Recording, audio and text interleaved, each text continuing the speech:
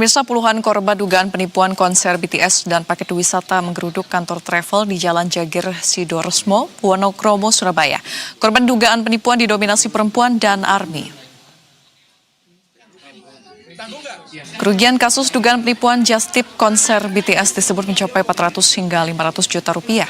Sedangkan kerugian korban paket wisata luar negeri mencapai 1,7 miliar rupiah.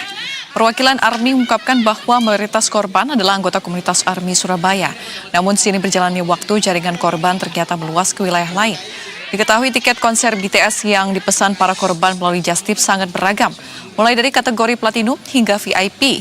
Harga tiket berkisar dari 2,1 juta rupiah untuk kelas termurah hingga 5 juta rupiah untuk kelas termahal. Perwakilan korban trip ke luar negeri mengatakan setidaknya ada 40 orang yang diduga ditipu oleh owner Tour and Travel setelah menyetorkan sejumlah uang untuk paket wisata ke luar negeri. Perwakilan korban bahkan telah mengadukan kasus ini ke Rumah Aspirasi Wakil Wali Kota Surabaya Armuji.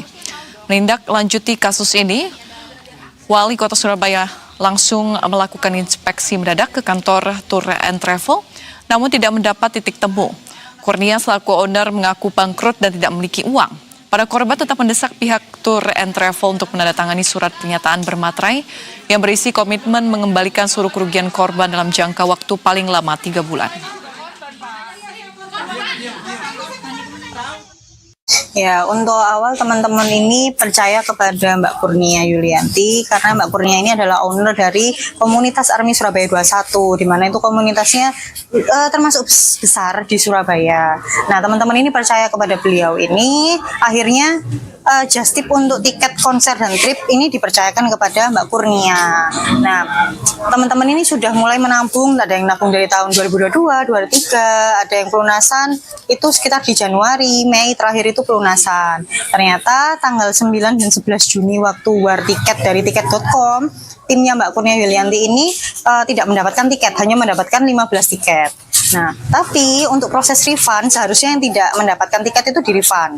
Tapi proses refund hingga saat ini belum ada, hanya beberapa orang saja yang sudah ter-refund.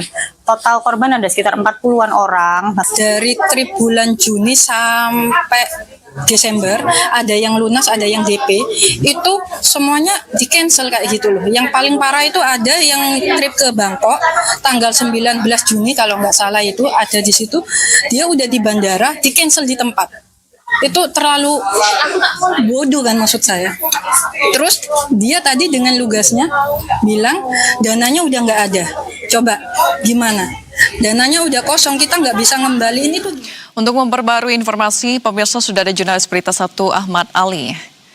Ya, selamat siang Ahmad Ali. Seperti apa kondisi kantor jasa war tiket konser saat ini? Apakah sudah ada dipasangi garis polisi terkait dengan kasus ini, Ahmad Ali?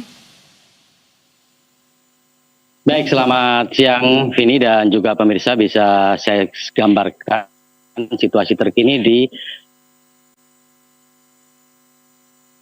dari Nyaliti yang pada Senin kemarin sempat didatangi oleh para korban yang merasa tertipu atas tiket yang tidak mereka dapatkan, baik tiket dari konser BTS yang akan digelar pada Desember di Jakarta dan juga beberapa tiket trip ke luar negeri yang saat ini kami mendapatkan informasi ada puluhan korban yang meminta tiket mereka atau uang mereka untuk bisa dikembalikan. Dan kondisi terkini memang Vini dan juga pemirsa, kantor dari Vianity sendiri, Tour and Travel ini sedang tutup dan tidak ada aktivitas sama sekali, pagar dan pintu rumah pun juga tertutup. Dan informasi yang saya dapatkan dari warga, memang pagi tadi sempat ada yang masuk ke rumah, namun perempuan yang masuk ke dalam kantor dari Tour and Travel ini merupakan pembantu rumah tangga yang sedang membersihkan kantor dari Tour and Travel ini. Vini.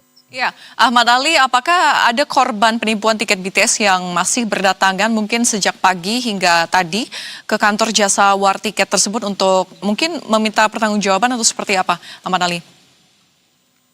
Baik, Vini, sejak pagi tadi saya sudah memantau di lokasi atau di kantor dari Tour and Travel ini. Memang tidak ada satupun dari korban yang kembali mendatangi kantor Tour and Travel ini. Namun saya mendapatkan informasi dari warga sekitar juga bahwa pada Senin kemarin para korban dari Tour and Travel dan juga tiket atau penggemar dari BTS yakni ARMY memang sempat mendatangi dari kantor Tour and Travel ini pada Senin kemarin bersama dengan Wakil Wali Kota Surabaya Armuji. Namun sebelumnya pada 2 minggu sebelum pada hari Senin kemarin ternyata juga sempat didatangi setelah ada perjanjian bahwa memang pada Juni pihak dari Tour and Travel ini berjanji akan mengembalikan atau yang sudah masuk ke Tour and Travel, namun tidak mereka dapatkan sehingga pada 2 minggu sebelumnya sudah sempat mendatangi kantor Tour and Travel ini dan dilanjut pada Senin kemarin, namun tidak mendapatkan jawaban secara pasti dari pihak Tour and Travel. Ya, Ahmad Ali, pihak Tour and Travel juga nampaknya diberikan tenggat waktu sekitar 3 bulan begitu ya dari para korban. Namun sudah sampai mana sebetulnya pihak kepolisian menyelidiki kasus ini, Ahmad Ali? Baik, ini setelah Wakil Wali Kota Armuji mendatangi kantor dari Tour and Travel bersama para korban yang sebelumnya mendatangi rumah aspirasi yang ada di kantor Wakil Wali Kota sendiri. Mereka datang ke kantor yang ada di Jagir Sidosermo ini dan mereka menuntut pengembalian dana karena memang sudah ada janji secara lisan. Untuk itu pada Senin kemarin ketika para korban dan juga Wakil Wali Kota datang, mereka meminta ada kembali perjanjian, yakni secara tertulis para korban memberikan tenggat waktu kurang lebih 3 bulan agar pemilik Tour and Travel segera mengembalikan dana yang sudah masuk, yang nominalnya juga sangat besar, kurang lebih dari korban Tour and Travel ada kurang lebih 1,7 miliar, sedangkan korban dari tiket konser BTS kurang lebih 400 hingga 500 juta. Untuk itu di situ sudah dilakukan penandatangan dan perjanjian untuk segera mengembalikan. Dan informasi terbaru yang saya dapatkan juga ada juga korban yang sudah melaporkan ke pihak kepolisian, namun hingga saat ini pihak kepolisian masih melakukan penyelidikan. Ya, terima kasih atas informasinya jurnalis Berita 1 Ahmad Ali. Selamat kembali bertugas.